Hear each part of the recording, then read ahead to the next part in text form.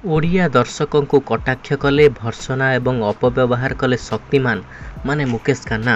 ମୁକେଶ ଖାନ୍ନା ଏଭଳି ଏକ କାମ କରିଛନ୍ତି, ଓଡ଼ିଆ ଦର୍ଶକମାନେ ତାଙ୍କ ଉପରକୁ ବହୁତ ରାଗି ଯାଇଛନ୍ତି। ଶକ୍ତିମାନ ଭଳି ଲୋକପ୍ରିୟ ଚରିତ୍ରରେ ଅଭିନୟ କରିଥିବା ବଲିଉଡର ବରିଷ୍ଠ ଅଭିନେତା ମୁକେଶ ଖାନ୍ନା କଳ୍କି 2898 ସିନେମାକୁ କଡ଼ା ସମାଲୋଚନା କରିଛନ୍ତି। ଏହି ପ୍ରସଙ୍ଗରେ ସେ ସିଧାସଳଖ ଟାର୍ଗେଟ କରିଛନ୍ତି ଓଡ଼ିଆ ଓ ବିହାରୀ ଦର୍ଶକମାନଙ୍କୁ।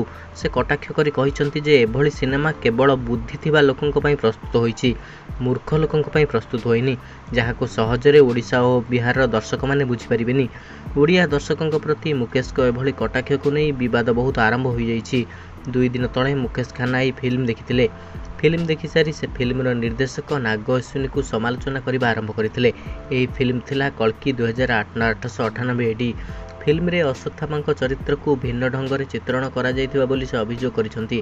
ମୁକେଶ ଖାନ୍ନା କହିଛନ୍ତି ସେ 80 ଦଶକରେ B.R. ଚୋପ୍ରାଙ୍କ ମହାଭାରତରେ ପିତାମହ ଭୀଷ୍ମଙ୍କ ଚରିତ୍ରରେ ଅଭିନୟ କରିଥିଲେ।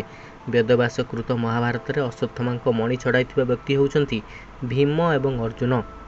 ହେଲେ ଫିଲ୍ମରେ ଅଶ୍ୱତ୍ଥାମାଙ୍କ ମଣିକୁ ଭଗବାନ ଶ୍ରୀକୃଷ୍ଣ ଛଡ଼ାଇ ନେଇ ତାଙ୍କୁ ଅଭିଶାପ ଦେଉଥିବା ଦର୍ଶାଯାଇଛି, ଯାହା ସମ୍ପୂର୍ଣ୍ଣ ଭୁଲ। ଏଥିସହ ମହାଭାରତର ବିକୃତ କରାଯାଇଥିବା ମଧ୍ୟ ସେ କହିଛନ୍ତି। ଏହାପରେ ସେ ବିହାରୀ ସହ ଓଡ଼ିଆ ଦର୍ଶକଙ୍କୁ ଟାର୍ଗେଟ ମଧ୍ୟ କରିଛନ୍ତି। ଫିଲ୍ମଟି ହଲିଉଡ୍ ସ୍ତରର ହୋଇଥିବାରୁ ଏହାକୁ କେବଳ ସେହିମାନେ ବୁଝିବେ ଏବଂ ଉପଭୋଗ କରିବେ ବୋଲି କହିଛନ୍ତି, କିନ୍ତୁ ଓଡ଼ିଆମାନେ ଏହାକୁ କେବେ ବି ବୁଝିପାରିବେନି। ପ୍ରକାଶ ପାଉଛି କି ଦୀର୍ଘ ବର୍ଷ ତଳେ ଶକ୍ତିମାନ ସିରିଏଲ ଓଡ଼ିଆରେ ରୂପାନ୍ତର କରାଯାଇଥିଲା, ଯାହାକୁ ଓଡ଼ିଆ ଲୋକେ ବହୁତ ପସନ୍ଦ କରିଥିଲେ। ସେହିପରି ମୁକେଶ ଖାନ୍ନା ନିଜ ଓଡ଼ିଆ ଫିଲ୍ମ ଆୱାର୍ଡ ଶୋକୁ ମଧ୍ୟ ଆସି ତାଙ୍କର ମନ୍ତବ୍ୟ ରଖିଥିଲେ। ଯେହେତୁ ଶକ୍ତିମାନ ସିରିଏଲ ଏପରି ମନଛୁଆଁ ଲୋକଙ୍କ ହୋଇପାରିଥିଲା, ମୁକେଶ ଖାନ୍ନାଙ୍କୁ ଓଡ଼ିଶାରେ ବହୁତ ଲୋକ ପସନ୍ଦ ମଧ୍ୟ କରନ୍ତି।